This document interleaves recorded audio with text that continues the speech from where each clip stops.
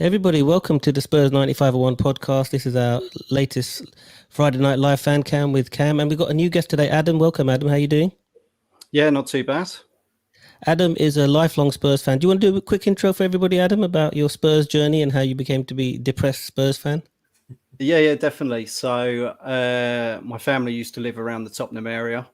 Two brothers, both mad Spurs fans. I started sort of late, 15, 16, started getting into football, started following Spurs more and more. And then you have the rivalry at school when you have banter and stuff like that, and just really stuck into it. And, for my sins, I've followed them through thick and thin, and still believe that one day, we'll win a trophy and do well and stuff like that, really. So, yeah, it's... and now I've got a little boy as well. I've got him in early. I've got him a football shirt. So it's all good. Okay, excellent. Great stuff. Well, it's really good to have you on board, Adam, and we look forward to your insights and your thoughts about Tottenham Hotspur, because I know you're an avid fan. So just wanted to talk about a few things, and then we'll get some questions from everybody. But I was watching the news today, and it says it's Nuno's first 100 days in charge. So I just wanted to come to you guys and anybody who's watching to give us your thoughts on what he's done well and what he's done bad. I mean, I listened to an interview with Nuno, and he said that there's been some good times and some bad times. So what do you think, Cam? What's your analysis of the first 100 days of Nuno? Well, firstly, thanks for having me back. Welcome to everyone who may be out there listening. I've started a new resolution today, which is no more Nuno bashing. I spent probably the last few months just saying everything that I can possibly say about another human being that I've never met before. And I really want to move away from that and actually try and analyze exactly what he's done. Having said that, 100 days, what did we expect and what did we get? I mean, I think what we expected was to be a mid-table team. And on that basis, I think he's delivered very well. We're definitely a mid-table team. Did we ever anybody expect that Nuno was going to get us into the top four? Well, I didn't. I don't think anybody did. So there was no expectation there. We're nowhere near it. I know that the first three games we were at the top, but that means nothing. Will he win us a cup? And I think that most of the talk that I've seen everywhere is surrounded about, can Nuno actually deliver and win us a trophy? From what I've seen, I'm not so sure yet. I think that's probably going to be very, very difficult. And I think that in 100 days, what he has done pretty well, I would suggest, is the integration of Skip, which I think has been a real positive for the team. I think that his lack of understanding of how Spurs attack, or the style of football that we like to see, and ability to attack, leaves a lot to be desired. But I mean, we are getting better. I think my biggest concern with him would be about his desire not to play three at the back, which we know that that's what he did at Wolves. We know that he was successful at that at Wolves. I just don't get it why he didn't do it. Welcome, Juan Pablo. Good to have you. Hi, guys. How are you? Pleasure to be here. Yeah, we've got Adam is a new guy, Juan Pablo, so be introduced to Adam. Well, JP, we're just going through Nuno's first 100 days. I'm going to come to Adam in a minute, but what's your thoughts on what you think Nuno's done in his first 100 days? So he started well, gave real comfort at the back for the first 3 games, or that's what we thought. Then Dyer and Sanchez became Dyer and Sanchez again, instead of what they were in the first couple of games. And everything unraveled from what was the first month. And now we're seeing our fears, except for the Villa game, which is the lack of creativity and the lack of chances created. And it was crucial in that last game that Skip and Ndombele took part, even though Ndombele didn't have the greatest game, because of that, not only distribution, retention, but also the defensive aspect of Skip and Hoyer playing together. Okay. Adam, I mean, we're aware of what Nuno's done badly. What do you think he's brought done well for the team in the first 100 days? I think he's tried to work with a squad that he hasn't had too much involvement with. When I say involvement, is he's had injured Harry Kane, and obviously he had the break from Harry Kane from the Euros. He obviously had fitness issues with Lo Celso and a couple of other lads. So, like Alistair Gold said, he hasn't really trained too much with a full squad. Yeah. What has he done well? I think he hasn't buckled under some of the criticism already, because everyone knows he's not the Spurs' first choice. And how you take that and how you don't let that get to you in a way that you could just be there as a stopgap until they find someone better, like we saw with one day Ramos when he replaced, was it Martin Jol? Yep. And finding out Martin Jol was going to get sacked halfway through a game and the crowd are singing to him.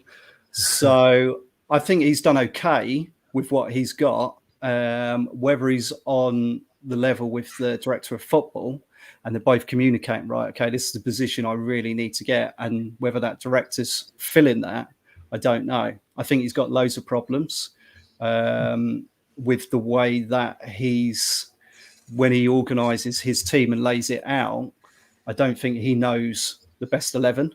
I don't think he knows everyone's best position. The question of why Dele Alli is playing in the position he's playing, and he's been questioned, do you think Dele Alli will get goals in that position?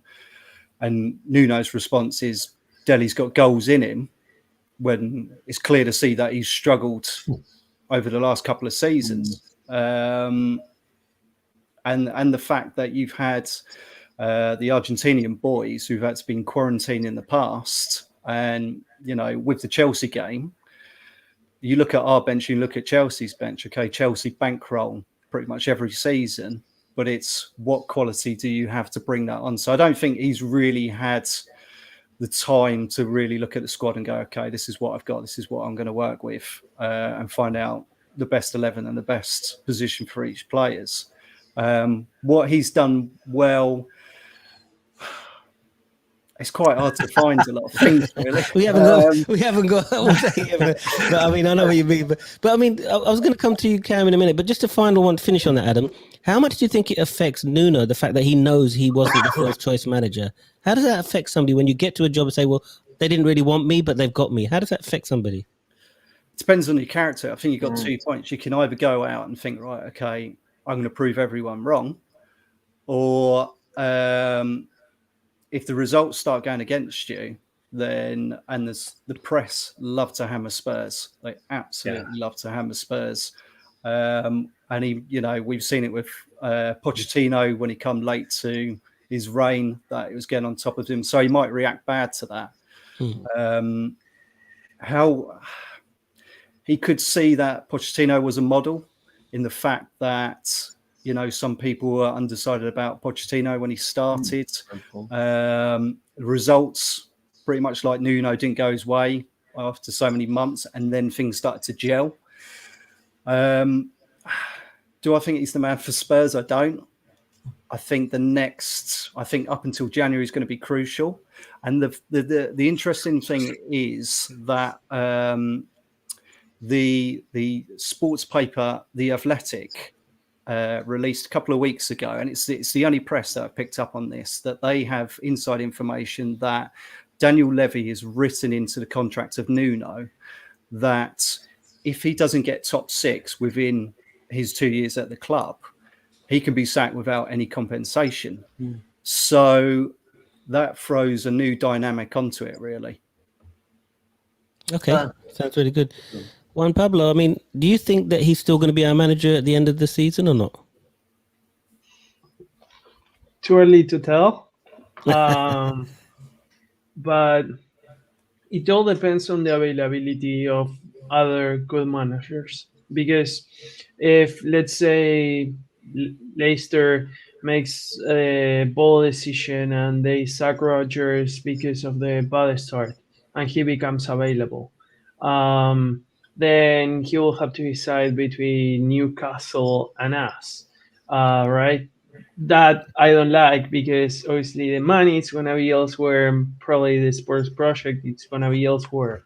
But you have options, right? So same with Pochettino. If Pochettino doesn't gel well with the PSG squad, as happened with Tuchel or other managers, he could be on the way out as well. So, and as we said probably in the past, 15 minutes into a press release saying Poch is sacked, there is going to be a press release saying Poch is hired.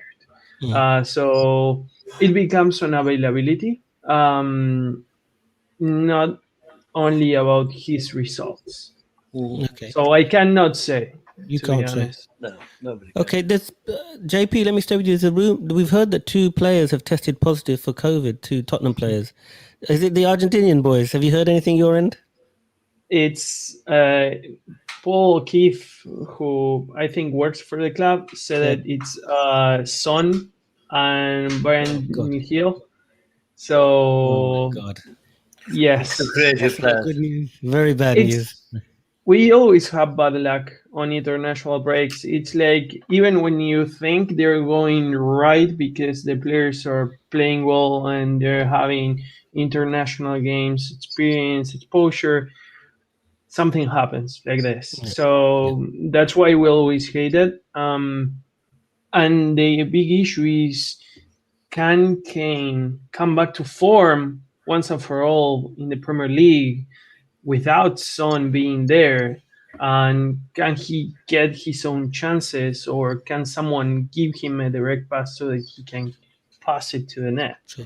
Because it's gonna rely on him now, this goal scoring, because we know that on the other fronts, even if Berwin is supposed to be back training and all, none of the other ones have the goal scoring ability that Kane or Son have. Yep. Morning, Carly. Sorry, evening. That depends where you are. Welcome to all our viewers. Please do put any questions you have for any of our panel in the chat, so we can put the questions up for everybody. Cam, let's move on to Harry Kane now. He didn't score in the England internationals never. He seems to be going downhill, Cam, or is that? Or should we not be fooled by what's happening to him? Then I'll come I just to wanted to say a couple more things quickly. Yeah, go ahead. Yeah, because it's important that we bottom that out. I mean, I hear what the rest of the panel's saying. What I think is really important to emphasize is that Daniel Levy has got a ruthless streak. And the results do matter. And I think that whoever you are, I don't care if you're first choice or 200th choice. You get the job as Spurs manager. You should be firstly proud.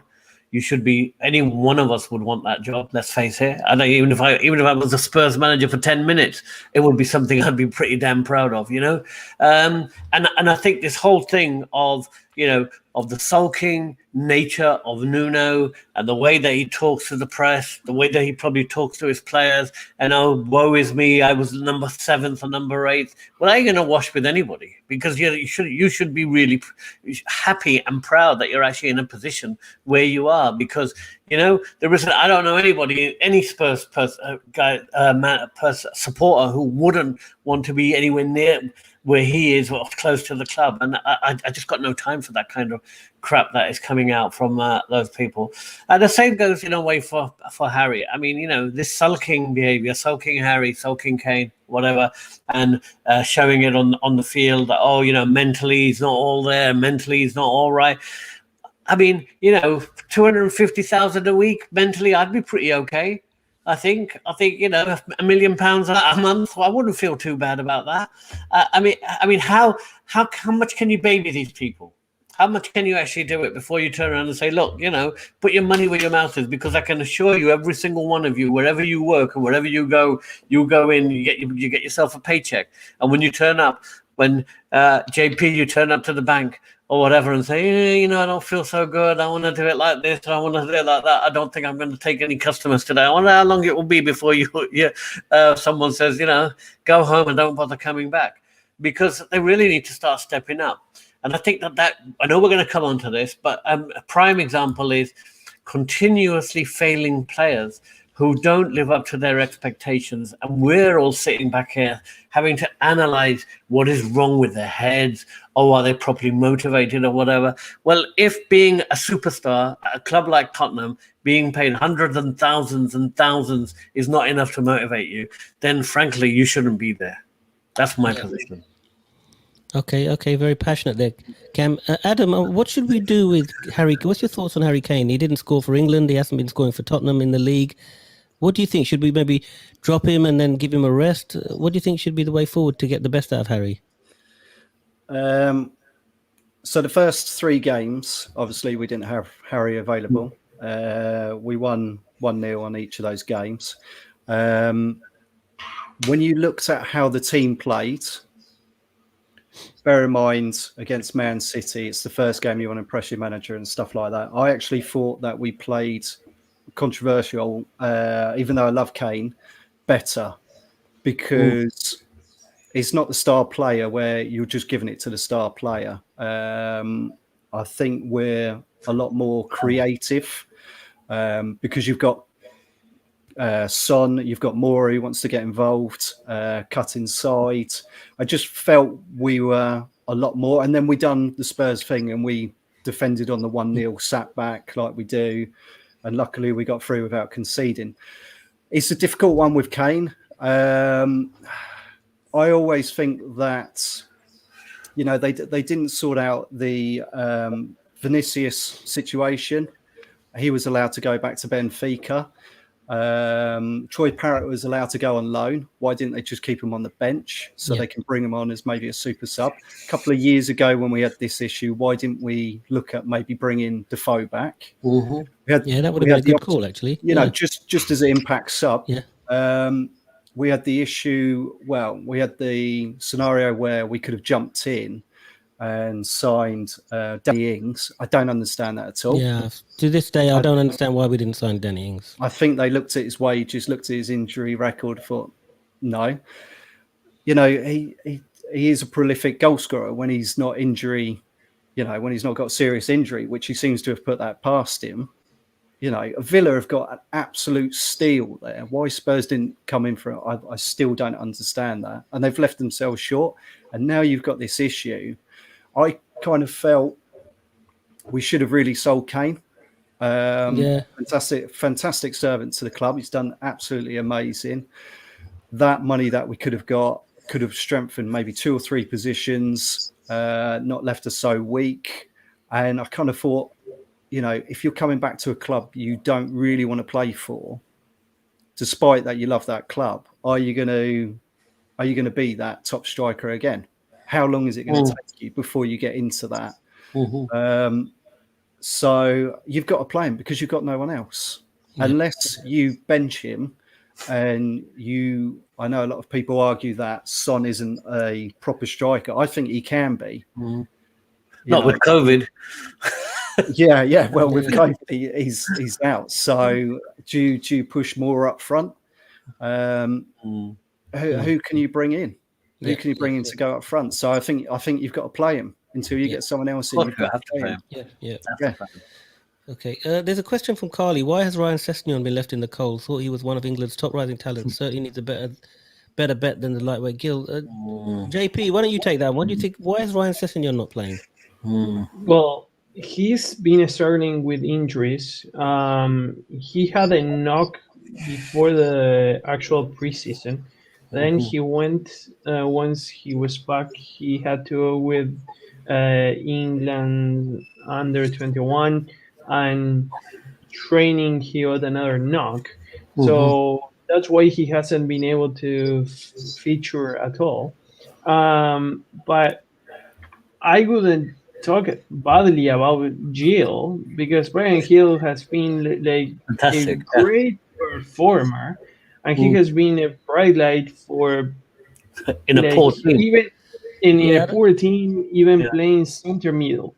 You can talk about why Ryan Sessegnon isn't disputing Reguilon's left back position, and why aren't we playing? If we're saying that defense is bad, if we play with 4, why aren't we saying let's play with 3 defenders, Sessegnon as a left wing back, who his best asset is to shoot at goal when sometimes you have a Reguilon in front of goal and you're like wondering if he's gonna kick it to the other side of the pitch or throw it into a mile right into a stance, because he doesn't have that knack into goal scoring positions, and Sessegnon does have that actual ability. So that's where you start looking at certain positions like Emerson. Emerson is good both offensively and defensively, but it's better if you have someone at the back. Well, Tanganga is perfect playing right stopper. Kudian Amero, the best position that he ever played was in a defense of three as the leader. So Yes. you're talking about just one person missing, which is the left-sided stopper that's gonna be in the defense, and then that opens up a lot of opportunities for the middle and the attacking half. Yep. Okay, excellent. Thanks for that. Cam, Paul Brown is saying, thanks very much, Paul, for your questions. Being systematically let down season after season plays much into Harry Kane's head. Motivation. I think that's a fair point, isn't it? I mean, every season this poor guy never wins a damn thing. He must be saying, I can't actually do anything. He gets the golden boot, so golden boot. He leads in the assists. He does everything, and he still can't get anything. I mean, let's face it. Everybody knows. Every Spurs fan knows. Kane should not be at the club right now. He should have left in the summer. We should have got what we could have got. It didn't happen. I mean, there's been a lot of talk out there to say that we were only offered 75 million plus add-ons. Now, I think that if they'd sold Kane for 75 million plus add-ons, most of the Spurs fans would be up in arms right now. So if we didn't get the offer that we thought we'd get over the 100, we should get 100 million for Grealish and not 100 million for Kane, then I think that would be pretty annoying for most Spurs fans out there. So that may have been the reality, that we were never really given the money that we wanted for Kane, which should have been 100 million plus. So we've got to accept that that may have been the case, but he should have gone, and we should have rebuilt. The problem that we've got here, can I just say, I mean, the biggest problem that the club has got is we're overstaffed in certain positions and heavily understaffed in other positions. So for that, more your favourite, what's his name? Bergwijn, Delhi.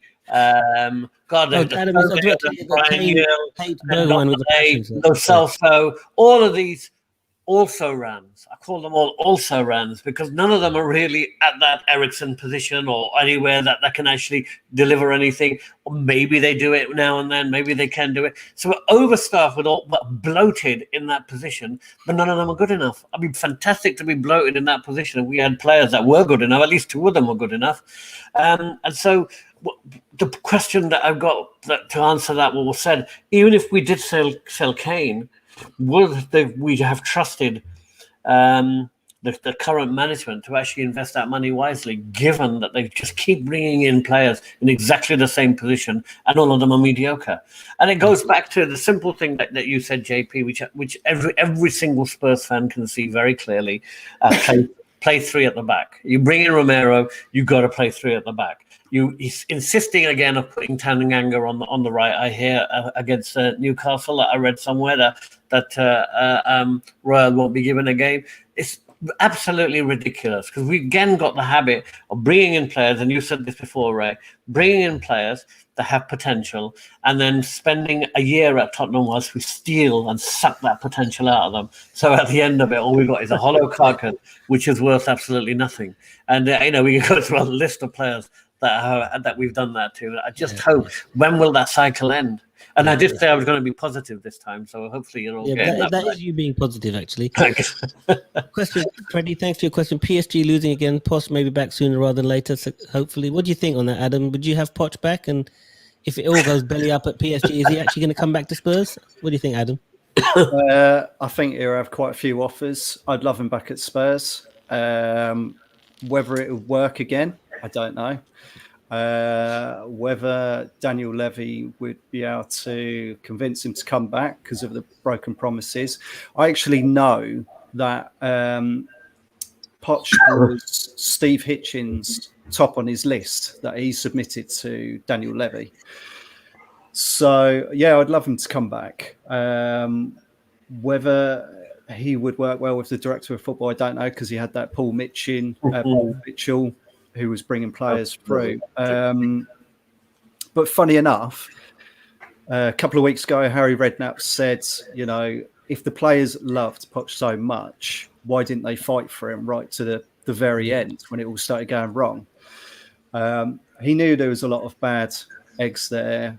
He wanted to get rid of quite a few of them. It never happened. So I think he would need to be convinced. Going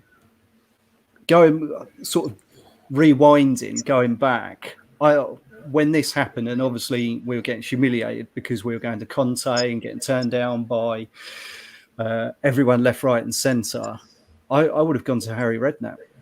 I said that. 100%. That's a good shout. We did say that. Go to Redknapp. Yeah, I would have given the Redknapp the job rather than Ryan Mason. I would have given it to Redknapp.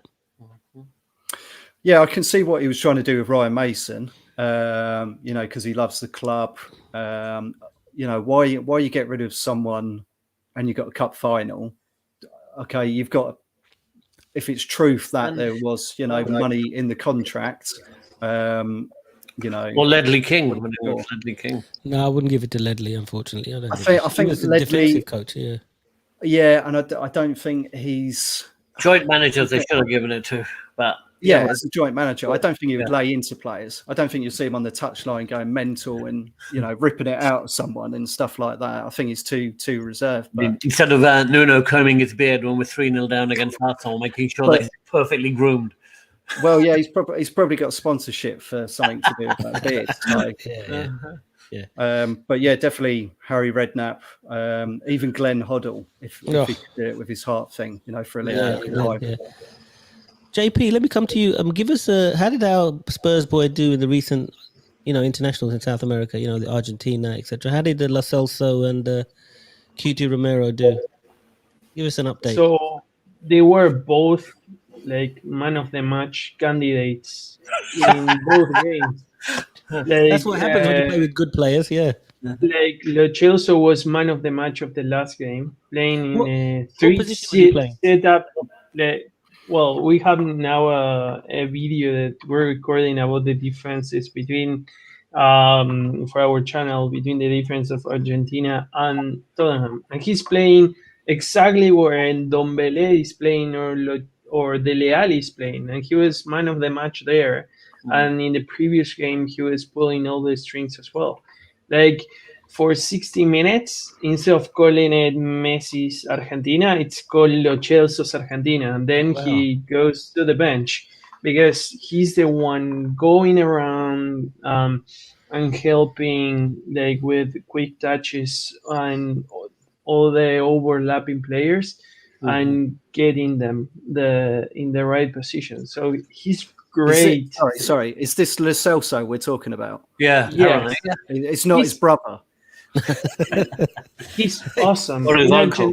I think awesome. The key is if you play somebody in the right position, Adam, they can actually play well. Yeah, he's a key starter. That's why we are so concerned and frustrated that they're like Nuno. Every time he used him, he was putting it at like the right wing when he doesn't play that anywhere. Yeah. He's either a cam or left side center mid. And then QT Romero, I think in the second game of the 3 that they had to play, he made like 13 interceptions. He was like fantastic. Mm-hmm. And in yesterday's game, he won 8 out of 9 duels he had. So it was another clean sheet. So yeah, they both did amazing. They're playing the back 3 for Argentina, do they? No. Back 4. Back to. Yeah, back 4. Yes, back 4. Yeah. I mean, but it goes really to, just to add to that, I mean, we take players, let's take the example of Juan Foyth, who played Argentina right back, could get into the Spurs team. Villarreal won the European Cup, is now in the Champions League, playing very well there. We almost destroyed the guy's career, destroyed his chances of probably being a player. I mean, that seems to be a common running theme. Yeah. What Adam says is shock. And absolutely right to be shocked. And I'm shocked because I've seen Lo Celso play for Argentina. I saw him play in the Copa America for my sins, even though it was an awful tournament, but I still watched it. And he looked pretty damn good in most of the games that I saw. That is not the same player that plays for Tottenham. So either he's got a twin who comes in his place or cloned or something. That is not the same player that plays for Tottenham. And the question is, why is that not the same player that plays for Tottenham? Why is it that we are the only club that I know who can take these players that can play well for their national teams or elsewhere and come to Spurs and turn into a pile of pants? It doesn't. It frustrates me. We blame. And we have to put the blame at the manager's door. And I think that the problem is, and I said I wasn't going to knock Nuno, but I take that all back. The problem is he doesn't seem to understand the players' positioning or their strategy of how to get them to get the best out of them. Now, any manager in any business anywhere knows that the only way they're going to be successful is by getting the best out of their employees. You don't go out and do the job for them. You have to get the best out of them. And I just don't see that we are getting the best out of any of the players. Some of the players that he goes on with, try and get the best out of, don't have any best in them, such as Dele and Ndombele. But let's persist with them. We know they ain't doing anything. And that is the most frustrating thing as a Spurs fan. Okay, thanks for that. Now, I'm going to up to Adam.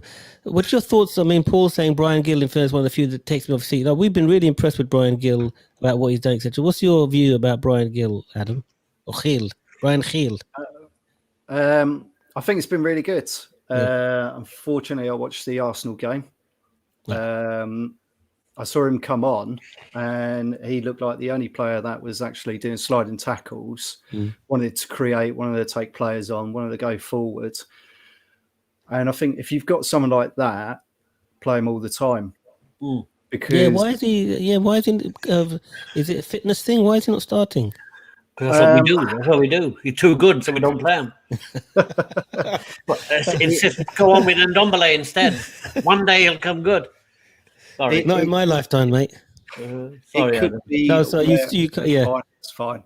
It could be that because of his build, they think he's not physically. Then why sign him? I mean, well, they go with the idea that they're going to try and work behind the scenes, bulk him up and stuff like that. That they could be trying to get him used to the league.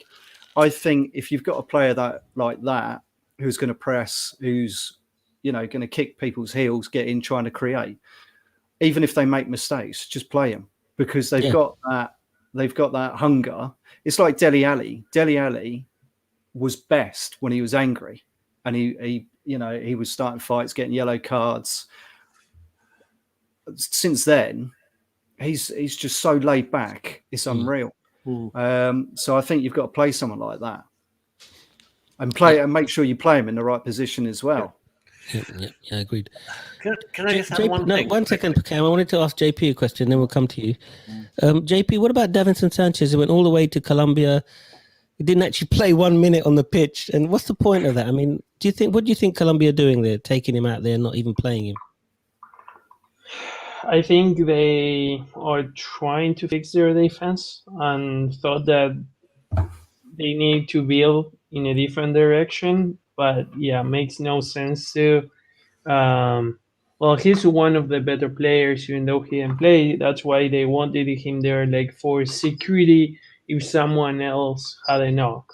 But again, like it's not ideal that they do all that trouble. Then they are in countries that they're flagged to not be able to play in the Premier League and they still have no games.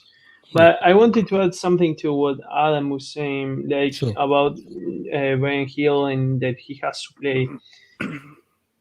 Something that it's not very much told, but on 16-17, when the team was magnificent and they were unbeaten in White Hart Lane, someone would tell you that it was talent, but it wasn't only talent on display that got them those positions and those points. It was about the hunger of the complete team, that they were running till the last minute for each other. They were pressing till to the goalkeeper, to everyone, each minute. They were like passing their socks off, like on every play.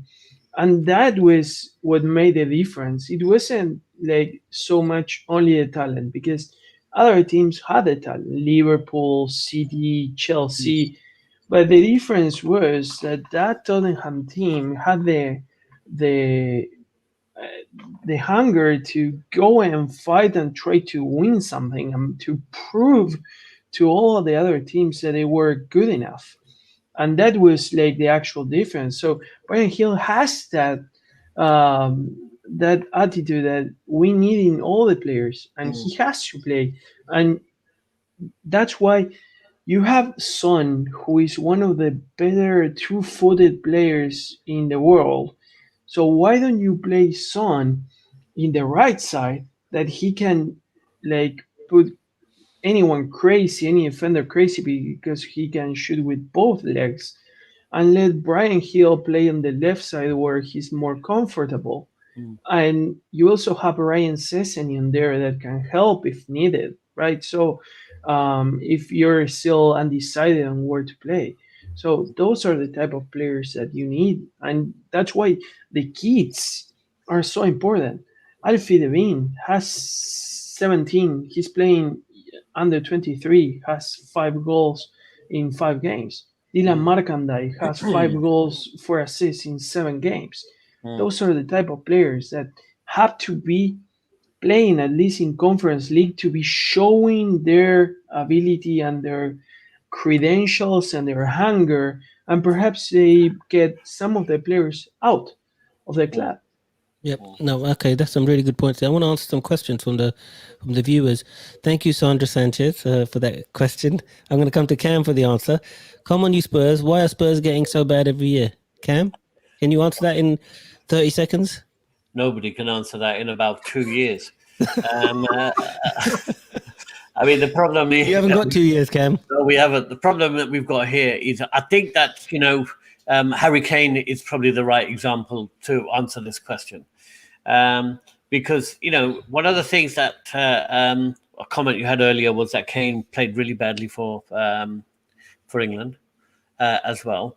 But, one of the problems for Kane in England is that England under Southgate are a very risk-averse team. And I know we've got some of the most creative players around and really should be one of the best teams technically, with some of the best players probably in our generation that we've seen.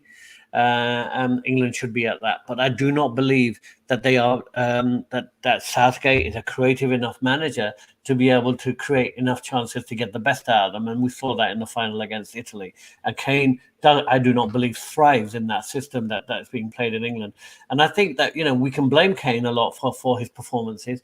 But I don't believe that Nuno knows how to get the best out of him or how to provide that ball. And we've been saying one of the things that Spurs have lost over the last couple of years, and I blame Ndombele for this because I blame him for everything, is the fact that we have absolutely no ability to transition and from defense to attack and be able to carry that ball and be able to supply our front line.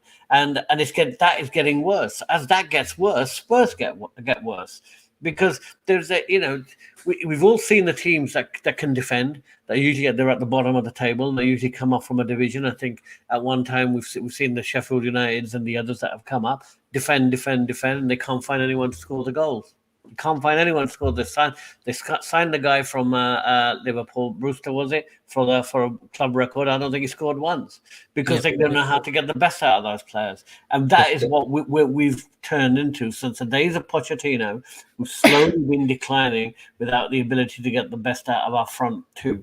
Now, Kane did it all himself last season by supplying and scoring. Could you really expect him to do the same every season after season? It's impossible, isn't it? Yeah, no, it is impossible. Question from Steve. Hi, Steve. How you doing? This is for Adam, I think. We ruin good players on players with potential by crushing their imagination, trying to squeeze them into our anti-football tactics. Adam, what's your thoughts on that from Steve? I think sometimes you can over manage a player. I think not playing them in their right position. I think going back to him again, I think Harry Redknapp is a perfect example because he's the sort of manager who wouldn't stifle a player. He would basically say, go out and have fun, play to your ability. He done that with Van der Vaart, pretty much gave Van der Vaart a free roaming position, and he was fantastic. He pushed Bale up to left wing back, didn't he, rather than left back? Yeah. And I think that's what you've got to do. Okay, you've got to work with certain things. You can work on their faults, but we saw with Mourinho that he was making attackers more defensive, which is great because you've got to do your defensive duties. I don't think there's a lot we can do at the moment. Apart from trying to change some of the formation and trying to quickly work out what our best 11 is. I agree with JP. I think Sessegnon's fantastic. Obviously, he's injured at the moment, but I'd like to see him get a run of games. With Lo Celso, he reminds me a little bit of Lamela. Love Lamela, would get stuck in. And just when he's on form, just when he's scoring goals and getting to those positions, he'll get injured and he's out, and then or he won't get played for quite a long time, and then he doesn't pick up the form. And now he's doing amazing in a different league now, different style of football. So yeah, it's dark days at the moment. Yep. So one of the things we wanted to discuss, and I'm going to come to you for later, JP. I want to just ask Adam first, then I'll come to you, JP. What is the one position you said that we think we should strengthen in January? I think we've got to do striker. I don't think I know, defence, midfield, but I definitely think striker is got to be, and or you've got contingent. Sorry, can I just ask you, is that contingent on us selling Harry Kane, or even if Kane stays? I think it depends on Man City, how well Man City do, how well Chelsea do, because I don't want to say it, but I think Chelsea are really going to dominate this year. I think Man City obviously they didn't get a striker. Guardiola's, I think he's leaving at the end of this year. His contract's running out and he wants to go and manage a national team. So I don't think the players are going to push as hard so much. So, and then you've got Liverpool in the mix. So I think if Man City are struggling with goals, which I think they will, they're going for Kane. If Kane goes, then let's not do another AVB where we sold Bale and go, right, okay, how many players can we get in to make the fans happy and just throw them in and hope they work? I think we've seriously got to look at, either tried and tested in the Premiership and try and get that. And if you've got enough money, then maybe get a potential, because that's what Spurs buy. They buy potentials, like Genius has said plenty of times on Match of the Day. If he stays, I actually think you should change formation and you should start playing two up front. Oh, yeah. 4-4-2, yeah. And because it's so negative, if you bring another player in, like Janssen, like Vinicius, you've got a match, maybe the odd sub role to try and impress. Yeah, there's no way you're going to get Harry Kane out of the team. There's absolutely no way. I totally agree. No, absolutely. No way. Yep. So, JP, let me come to you now. What position would you strengthen? And I forgot to ask Adam who we'd get in. But quickly, Adam, before we go to JP, who would you get in? Who would you suggest? Martinez from Inter or somebody? They're looking at the guy from Fiorentina who's refused to sign. Vlahovic, yeah. Okay. Otherwise, it would have been Danny Ings before he went to Aston Villa. Yeah, I think that's going to be one of the biggest unanswered questions of around why we didn't go for Ings. Proven goal scorer in the Premier League. Okay, JP, which possession do you think we need to strengthen, and who would you bring in? So I had two answers. No, go ahead. Because it depends on what Nuno changes. Like Dyer and Sanchez era finished.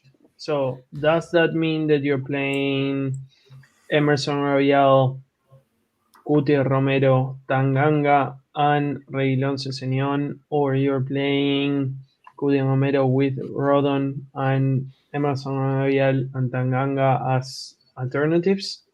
Because it's over. Like Dyer and Sanchez cannot set foot on the actual pitch. So if they're still gonna be participating, I want them both gone, and I want another defender to be bought. Okay. Ideally, it would be. I have two names. Nicholas Either Otamendi. Okay. Tapsoba from Bayer Leverkusen. He's a Okay. beast. He's tall. He's fast. He has everything, and he has like one of the best passing ranges and accuracy percentages in the top 5 leagues. And the other one is more of a recreation of what we had. And what I mean by that, we had Toby Bertogen that played together 1,000 games. Yep. Now in Argentina we have Martinez that it's at the left side of the defense with Cuti and Romero. So why don't we recreate that same mindset that it was before? Buy him from Ajax, that it's not always a big seller. They're not going to ask for 50 million. They're going to ask for 30, 35. And you get the defense that it's going to play together the whole year, both in national team and in the actual Premier League. And then once Lloris retires or you don't extend his contract, you can go for Emi Martinez. So you recreate goalkeeping and center halves. You want to recreate the Argentinian team and Tottenham team, yeah? Good idea. They want So we something get at Messi least. as well. I would like to go for Messi, yeah. You need the nucleus, right? Yeah. Like to be really tight. Like the number 5. I think Skip Hoiber are gonna understand each other so well because both are truly smart. Like Skip last year was 8 in impact in the whole championship, being 19. So his IQ is off the charts. So if you add that to Hoiber, they're gonna be able to do it, like and cover for themselves. So you have Son and Kane; they know each other with just a look. So you have to keep providing those chemistry, if you want to say boosts, so that you have those splitty teams that know exactly what they're gonna do and how they're gonna do it. Sure. Okay. Excellent. Thanks, JP. Cam, which position are you gonna, fill in January? And who are you gonna get in? I think it's and too then we'll much come to the Newcastle question for most blunted about too how we think. We'll come to open-ended Adam on that. question, I think, right? I mean, it's really easy for us to sit here and say what position we'd like to fill or what we wouldn't like to fill. I mean, and the reason why I say that, guys, is because the amount of players that we keep bringing in that are just not up to the scratch that we have all this potential with is I need to see a big clear out before we see anybody coming in. So who are you going to get rid of then? Come on then. Well, I think that on my list, right at the top of my list, will be Ndombele. Take whatever the hell you can from him because, as we said last time, he's going to make another £20 million out of Tottenham before he goes just in wages. No one's going to pay him that, so that's one gone. Well, he's not going to go, I think, because why would you? I wouldn't if I was him. Delhi. Got to go. Stephen Bergwijn, God Almighty, man, I just can't wait for that guy to go. Yep. And I want that position to be cleared up because all I see is clutter. I see clutter in the most important place on the field, which is where all the creativity and all the magic is supposed to happen. And all we've got is a load of junk piled on the pitch. Sometimes we see Bergwijn running around like a blue-ass fly. Sometimes we see Ndombele chasing his own tail in the middle there. And then we see Delhi, who doesn't even know what position he's playing in. And the most important place in that field is filled with clutter and junk. And I'd want to, I hate to say this, But I mean, we had Ericsson, probably one of our best players in that position that we've had, and then we just filled it. You can't take a great player and buy 4 mediocre players and hope they'll make one great player. It just don't work that way. And I think that's the Tottenham mentality. So, Ray, I'd like to see that all cleared up, and I'd like to see all those players go. I'd like to. The only two. I mean, I really would hope that getting rid of that clutter may allow us to bring the best out of Lo Celso. And I think he's got this season to prove it, because, I mean, the last 2 seasons, he hasn't. My biggest issue with Lo Celso is his fitness, because, as soon as he starts playing well, he goes and gets injured for another month or so, and it's so frustrating for Spurs players. But with that clutter in the middle, you ain't going to achieve anything. And I think once you get rid of all of those and we start looking at who we really need in that position, who can provide that transition and provide that magic again, to allow our front, whether it's Kane or new striker, whoever it is, to start sparking again, I don't think he really got a team. We just need to get it gone. Hypothesize and request, but the thing also, Adam, what do you think? Tottenham is not a great lure at the minute, mate. People don't want to come to Daniel Levy and stuff like that. I mean, we can't attract good players, can we, Adam? I mean, I understand what Cam's saying. He wants to clear players, but if they're so bad, who's going to buy them? And even if they do, it's going to be at low prices. I think we can. I think we still got a pull. I think the Spurs have just got this mystical thing where every now and then they get a well-cast player, like Ginola, Van der Vaart, they were world-class players who Bale weren't getting first team. So, and I think it's down to money.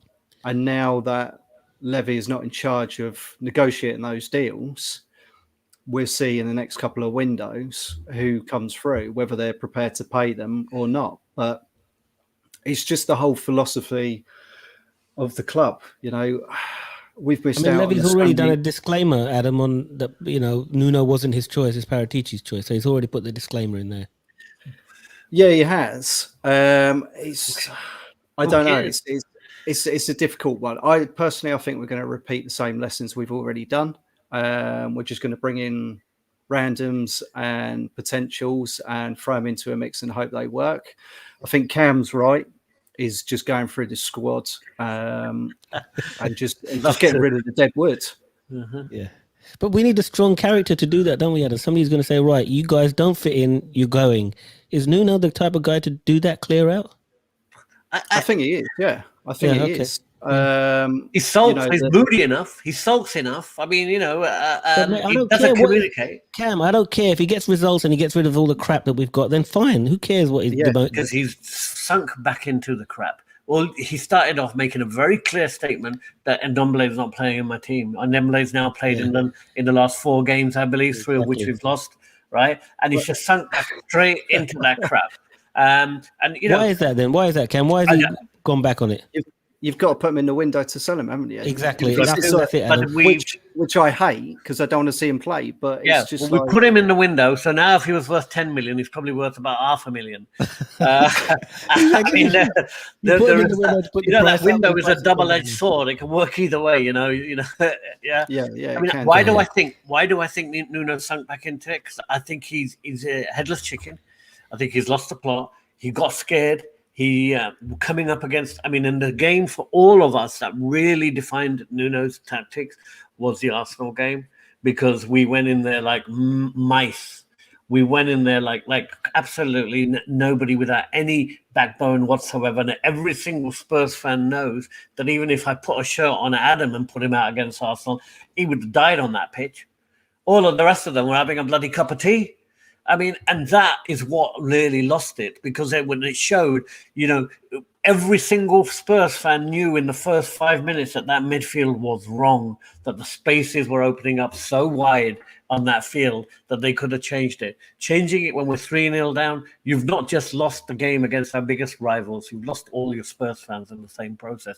And that headless chickenness is what he then succumbed to. Panic stations, and Adam just said it, just throw them on and hope for the best. And That don't work in a strategic Premiership game when you've got managers who know what the hell they're doing. They'll wipe the floor with you, and that's what's happened to us.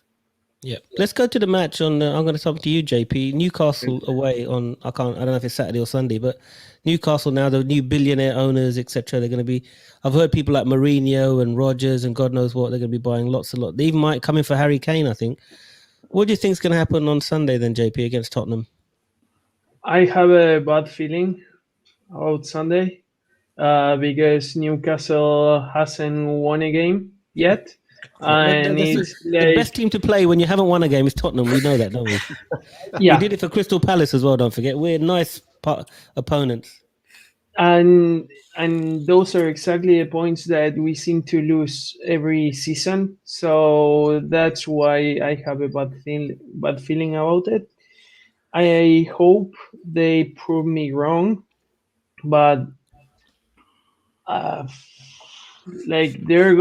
atmosphere of the game is going to be insane. St. James Park will be like super loud. The players are going to be fighting for their positions because they want to be showing their new bosses that they can remain and they don't should be sold. So it's going to be like a crazy atmosphere.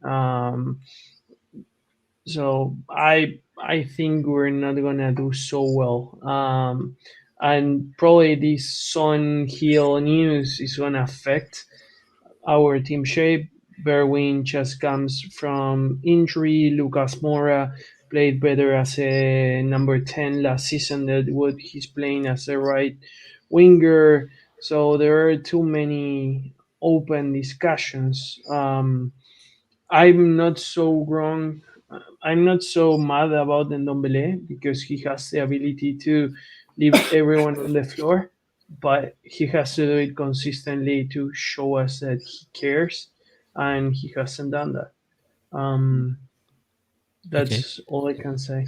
Okay, Adam, what do you think for Sunday against Newcastle? They're definitely going to be up for it because they've got new owners and it's a new era for them. And I think we've lost. JP's got to go. We're the best team to play when. Oh, he's back. We're the best team to play when you haven't won. So, what do you think is going to happen on Sunday, Adam? Could go anyway. Players might not play for Steve Bruce because they pretty much know that he's on the way out. Or they could have the other mentality where they know that they might be on the line, so they fight. They know that Spurs are struggling. Mm-hmm. That if you put pressure on Spurs, they're going to cave. That there's pressure on Nuno, especially if this does come out that Son is out now. Harry Kane's not hitting form. Steve Bruce will be going to him and saying, just go for it. Absolutely go for it. If we put enough pressure on them, if we move the ball quick enough, we know their back four is not the strongest. They panic a lot. We can get a result out of this, and they might do that. I didn't think Newcastle played too bad at Man United, to be fair. And Steve Bruce is fighting for his life. Well, I was going to ask you, Adam, is it like a free hit for Steve Bruce? Because if you said he's on his way anyway, he can quite play expansive football and go for it because he's got nothing to lose, has he? No. He's got nothing to lose. And he could use the argument because he could say, well, I was never backed by the board, so I'm literally working with what I've got. If you invest in me, then I can show you that I'll bring in better players and better results. But I think he'd definitely be saying to his players, we're not coming away without a win. Yep. I think you're right. Cam? Guys, I'm leaving. You got to go.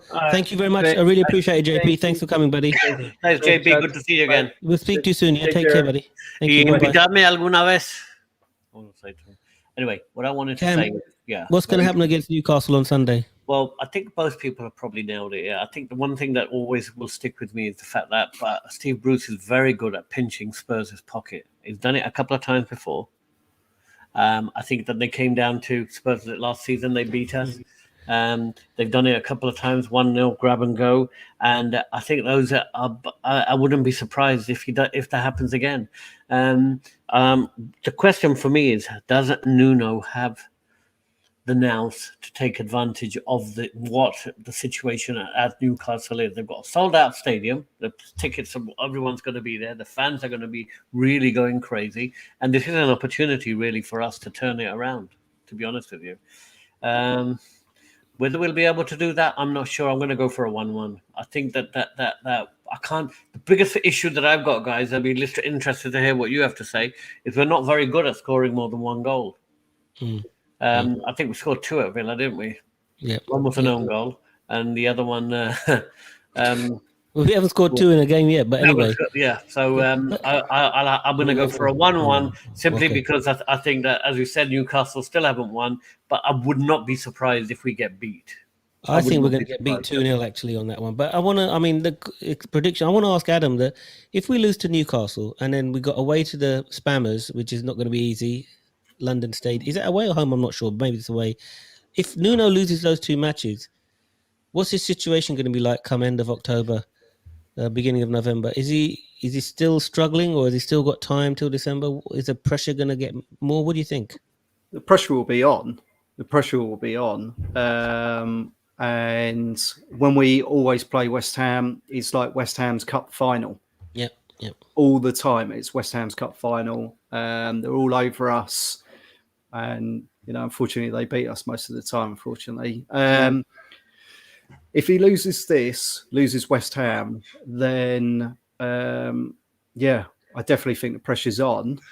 I think the only thing that works in his favour is there's no one who's amazing that's available that they can get in straight away who wants to come to Spurs, because I think they would have been in by now. So I think they're coming. I think he'll be gone by Jan. If results don't improve, I think he'll be gone by Jan. Okay, that's an interesting point. Cam, let me ask you: could this whole Newcastle takeover have a domino effect? So, if they go in for somebody like Brendan Rodgers goes to Newcastle. Brendan goes to Newcastle. Somebody else goes to Leicester. Somebody from could it have a domino effect on the managers? For example, Graham Potter. Absolutely, will have a domino effect in the sense that what will be available for us will be even more mediocrity, because now they've got another club that is going to leapfrog Spurs, and that's where we're going to, the players that we would have gone to. What was the first thing that Amanda Staveley said when they took over? Watch out, Tottenham, Arsenal, and Chelsea were coming for you, because they know these are the vulnerable clubs there that are in the middle that should be doing a lot better than we are not doing very better. And if you want to prove yourself right now in the Premier League, it's a bigger club. You're not going to come in and say, I'm taking Chelsea down, or I'm taking Manchester City down, but you're going to be saying, I'm taking down Spurs, I'm taking down Arsenal, push them aside. And then if you're a player, where you want to go? You want to go to Newcastle now with a load of Saudi money, or you want to come to Spurs with that with the mediocrity that we with no money? So I think it will have a domino effect. It will just be worse for us. What I wanted to add on top of that, right, which I think is really important about the whole Nuno thing, is that I think that he's going for a record. I think, and that is in the first half of the season, losing to every single London club. So far, he's lost to Chelsea, he's lost to Arsenal, he's lost to Crystal Palace. All he needs to complete the whole thing, I think, is this year is to lose to West Ham, right? And Brentford. Brentford's probably a given the way they're playing.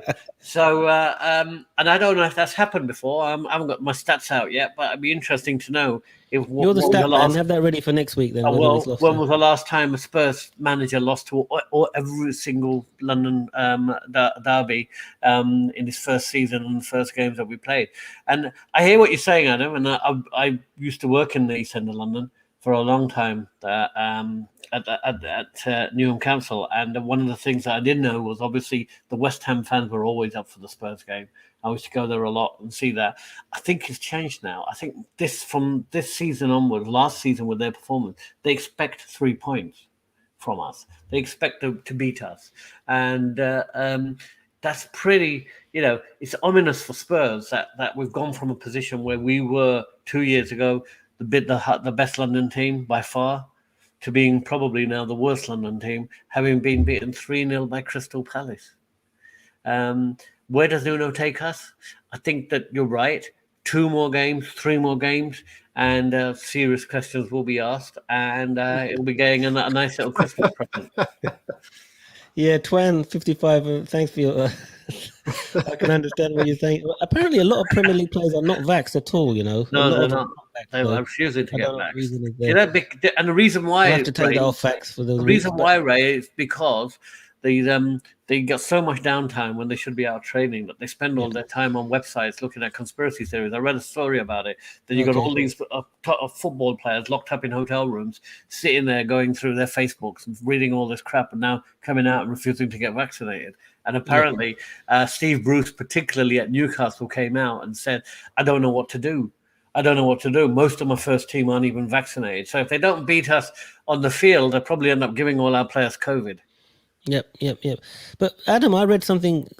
I don't know. Cam will probably 500 million they could spend and still be within financial fair play because over the last few years he's been operating at a profit, so he can spend up to 500 million and still be within FFP. What do you think about that, Adam? They could just like blow it all away, couldn't they? I mean, blow it in a way into buy all the top players, pay them huge wages. I mean, you're gonna have to pay them a lot of money to go up to live in Newcastle, but you know. But I mean, they could do it, can't they? If that's what they want to do, they can do. And they do. They've got a massive amount of money to even get the training centre up to standard and repair a lot of the stadium, which everyone's been moaning about that Mike Ashley never invested any of the training facilities or anything like that. So it's gone back to the dark ages. I think they do a quick fix. They look for a high caliber manager, and then they look for what players they can throw money at. Newcastle fans will be in dreamland. It's like a new girlfriend to them. It's honeymoon period until they start seeing what the new owners are going to do, and then what they stop doing after a couple of years is going to define how well they like them.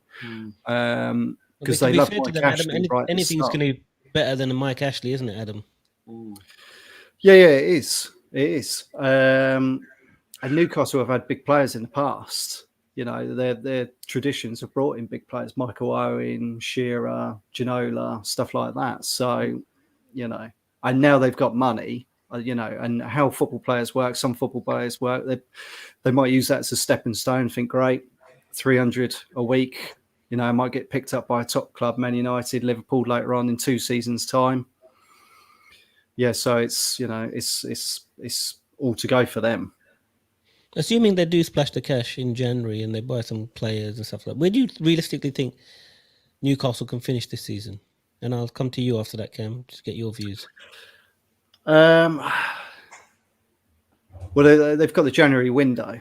Yeah, they haven't got a lot of time to decide if Steve Bruce is going to be there, if they're going to bring in a new director of football, if they're going to bring in a new scouting team. So that would depend on a lot. Personally, I think they'll be lucky if they might get top 10 finish at a stretch. And then the following season, they'll be pushing. They'll be pushing.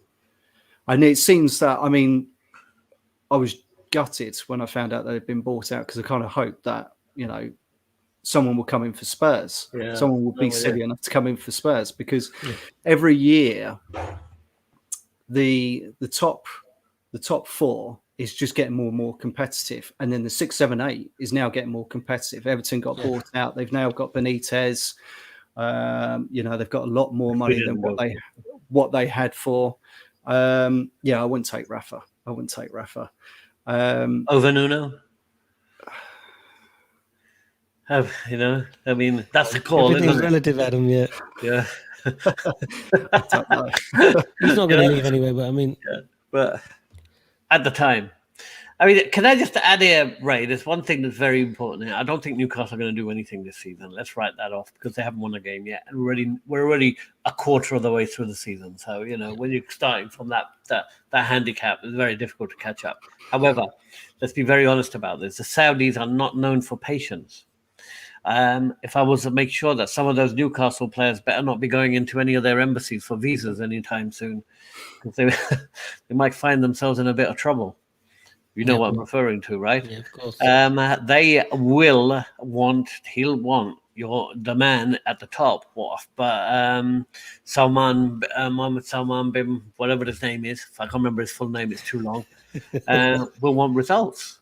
He'll want results, and he won't take no for an answer. And whatever that means, it means. I mean, I hear what Adam says about the training facilities. I don't think they give a crap about that. They want trophies, they want results, and they want glory, and they believe they can buy it, and that is what they're going to do, because that's what the Qataris did to PSG, and that is what the Abu Dhabi did to Manchester City, and Saudi's bigger than both of those. They are their big rivals, and they need to, both who's got the biggest cojones, as they would say. And I don't believe it's about the manager. I believe that even, clubs like Real Madrid, Barcelona and stuff would never really concentrate on the manager. They were more about the glory and about the players going out there and getting what they want. And that's what where Newcastle will go. So they must have seen something there to be able to have that plan in place to make that happen. So I think you're going to see a big change coming up. I hear what you say about financial fair play. I think it's a complete joke. It means absolutely nothing. If they want to spend $1 billion, they can spend $1 billion. How does it affect us at Spurs? We've got Daniel Levy sitting there saying we're worth 3.5 billion. Newcastle were sold for 300 million, and we discussed this before. So we're worth 10 times the Newcastle. Is there anywhere on this planet where we're worth 10 times the Newcastle? Maybe 1.5 times the Newcastle, maybe 2 times the Newcastle, but 10 times the Newcastle? I mean, he's living in cloud cuckoo land, isn't he? Yeah, I think the stadium's worth $1 billion, isn't it? And then maybe we're in London. We are worth more than Newcastle, but I agree, not 8-10 times worth, 10x worth of that. But what's the future for Tottenham, Adam? I know this is a question we could take forever to answer, but who's going to buy us out now? There's the one people that could buy us with Saudis. They have bought. They've bought Newcastle. Is there some sort of billionaire like Tesla or Amazon going to buy us? What is going to happen to us? Because if we carry on with ENIC, it's just going to be more of the same. It will do. I don't see us being sold for a long time. It was the fans that pushed out Alan Sugar. All that time again, protesting outside his house, and annoyed him enough for him to sell. I don't think ENIC will go. They say they want the best for Spurs, but obviously they want to make money before they want to win anything. They're making really good money, so why are they going to change the business model? And the way that they're bringing on the Tottenham Trust to try and appease the fans and maybe have one of them on the board when it comes to talking about transfers or where the club's going, I think it's just to get the fan base going. The naming rights, why hasn't that been sorted out yet? Because we could have reinvested that money. I don't know what's going on with that. So I don't see them going unless they barricade Levy's car when he's trying to get home. And it's going to have to get personal. But they're not going. They're not going. You're right. 55 has made a good point, Adam. What do you think about this? The point is that we're ready-made to make into a top club. So how on earth isn't there some billionaire out there who doesn't see us as a worthy acquisition? That's a good point, actually. What's the problem? Is it the price tag? I think it's the price tag. Yeah. If you look at Joe Lewis, he owns something like 800 companies. They're massive investors. So they've just redone the stadium. They've got a lot of property around the Tottenham area, which they rent out to, I think it's Waitrose and other businesses around there. So they've got massive properties that they're making a lot of money on. They like this business model where it's buy potentials and maybe sell them on for double their money. So I think, and you've seen Daniel Levy can take a lot of stick. Joe Lewis is always in the Bahamas. I don't see it changing. Let me give you an analogy. I used to work at an airport, and the CEO at the airport, you say, we're a shopping mall with runways. So basically, we're a shopping mall that's got a couple of runways. So basically, ENIC is a property company that just happens to own a football club. Same thing, really, isn't it? Their main property, as Adam said, is assets. So they buy and sell assets, and mostly property. So they've just got a football club they don't really care about. It's another asset. So when they could sell it, they will sell it. But the problem is they can't sell it at the moment for $3.5 billion. No. So Cam, what is? Oh, sorry, Adam, go ahead. I think, I mean, correct me if I'm wrong. I think when ENIC first took over, they also had ownership. Was it Slava Prague? Yeah, some money in Rangers and one in And they're talking about buying another club as well now. Anderlecht now. Anderlecht. Yeah. I mean, I want to add a last comment. Good point about why does some billionaire come out and take this ready-made club? And I think the answer is probably already covered it, that there is too much money to be made not winning anything. And if you look at the Spurs business model, and if you look through the different business models that they've got, it's a one club where they're guaranteed that they are breaking even and making money. Now, if you take the example of Manchester City, you take the example of Chelsea and probably Manchester United, Liverpool and Manchester United, obviously American owned, are debt-ridden clubs, and their owners use the clubs to leverage in more debt for their advantage and to put into other things, which is what's upsetting to a lot of their fans. But Spurs are the one club where they can actually make money with the business model that they've got without having to reinvest any of their own money. So whilst Chelsea puts in £1 billion from Roman Abramovich as on a zero interest loan, and Qatar pours money in, or the bucket loads into Manchester City, Spurs are sitting there making money by losing. And when you make money by losing, the only way that this will change is if that model collapses. And that model collapses, firstly, it's beginning to collapse by not hitting Champions League, because now they're not getting that money that they need. They don't need to win it. They just need to be in it. Then the second part of the model is getting into Europe. So, okay, now we're in the conference, Europa Conference, probably be out of in the next round or two. And then next season, when we're not in Europe, then the business model, they'll have to relook at it again, because that loses another lot of money for them. But the only way I see any leaving the club is through Spurs being relegated and moving into the next division, because then the business model will collapse, and then they will lose interest. And then we'll have somebody come in who will rebuild from the bottom, the phoenix rising from the ashes, etc., etc. But I don't see anything happening until that happens. I want to ask a question which somebody's asked me. Now, let me ask you, Adam. All this thing about Saudi, what they did to people, they kill them, their regime is brutal, blah, blah, blah, all this stuff. If somebody like that was to come and buy Tottenham, would you say, no, I don't want your money, I want to keep us a clean club, a proper club? Or you say, I don't give a toss. If they're going to buy us, you're going to buy us. What's your view on that, Adam? Well, why didn't you ask Cam that question first? Well, I wanted to ask you first, because Cam's going to take forever to answer it. That's why. No, I'll tell you very clearly, and I think that we should have some ethics, and I totally agree that that's wrong. I don't believe that the reward for mass murder is owning of a Premier League club, and I think that the Premier League is an absolute disgrace to come in and dilute and actually cheapen the brand and make it into a commodity rather than a sport and a game that we all enjoy. And let me put a counter argument to you. The British government is selling billions of dollars worth of arms to Saudi Arabia. If the British government are happy to deal with them, what's wrong with the Premier League dealing with them? Well, look at the British government first. No, but then that's the standard bearer for this country.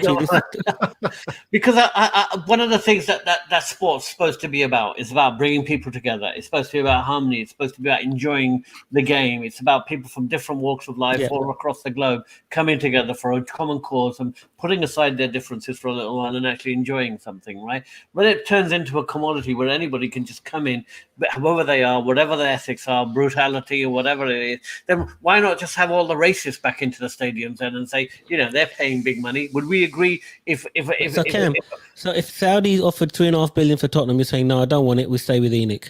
Yes, I just want to clarify that. I would say that that's a very unfair question. Why? Because a simple point, it should be there should be a code of conduct, and there should be standards in the Premier League. They shouldn't not just be not allowed to buy Tottenham. They shouldn't be allowed to buy any other club, and that we should question the fact that a Russian mafia man can buy a club.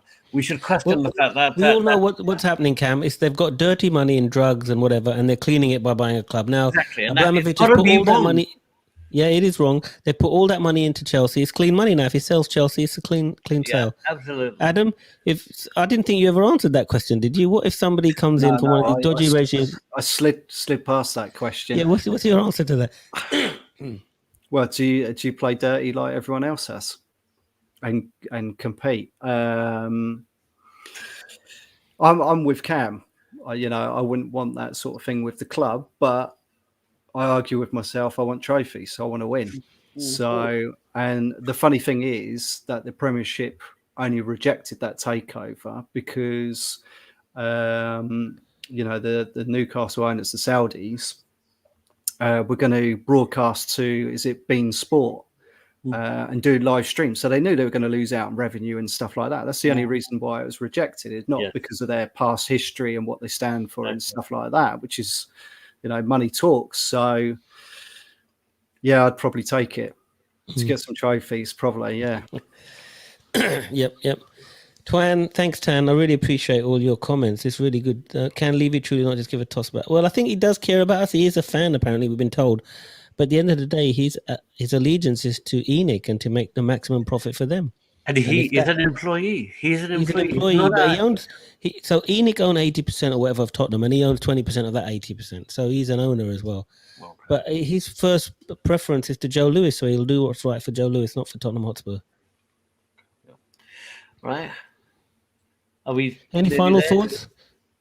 We are not worth 12.5 billion. The stock market listed blah blah blah is not. Yeah, he's right.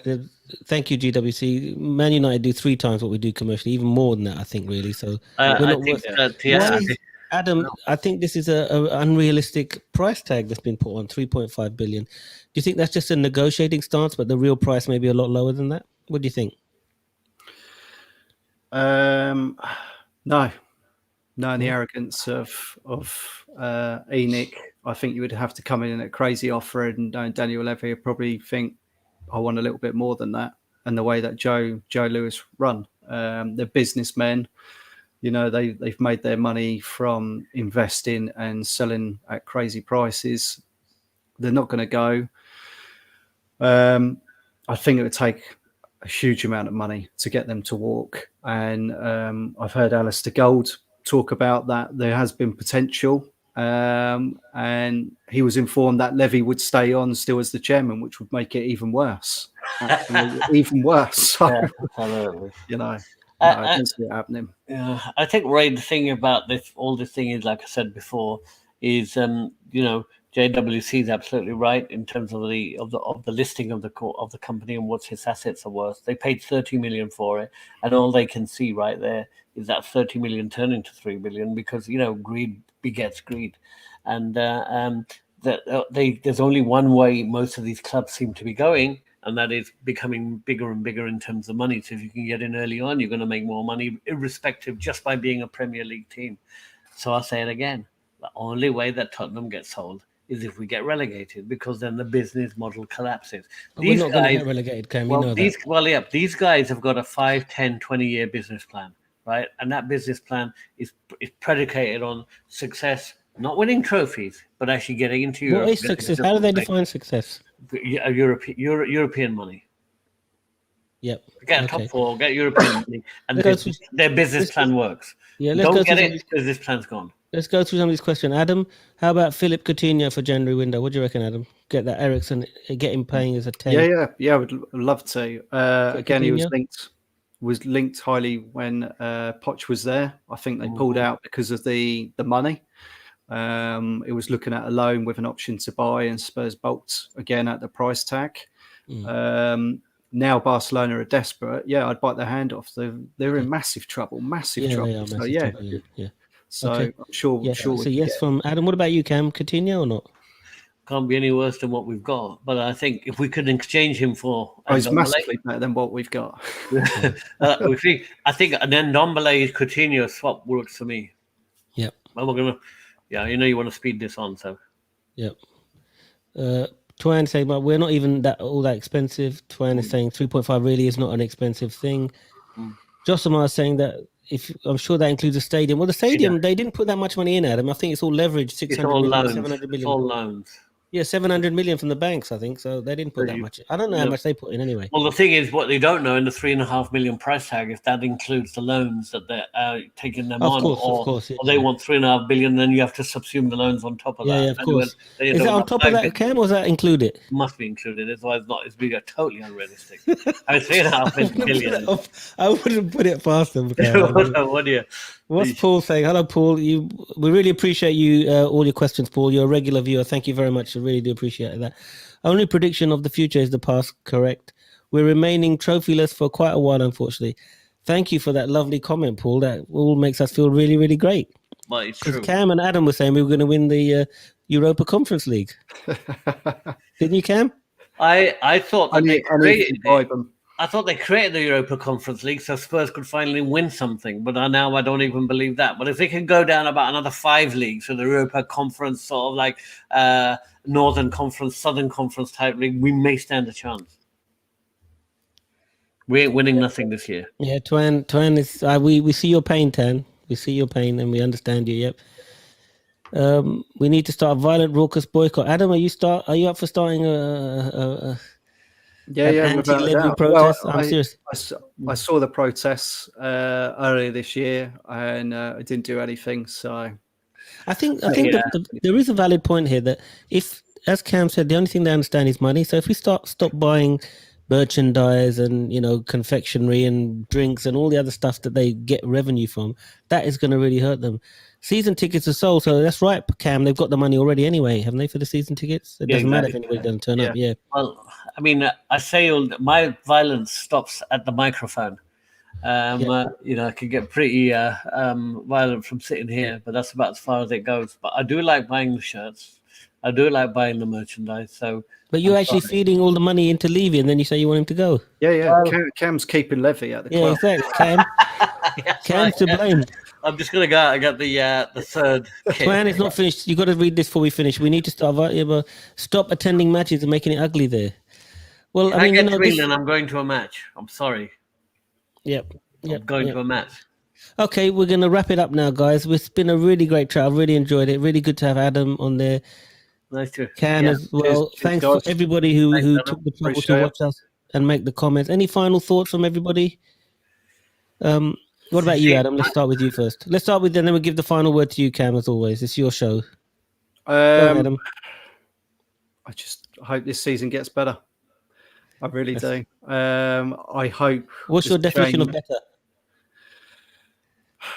I think we'll be lucky if we get top 6 this year. Well, I think we won't get top 6. I think top 8 is at a push, but that's my view. Yeah. Top 6 is good for you. Okay.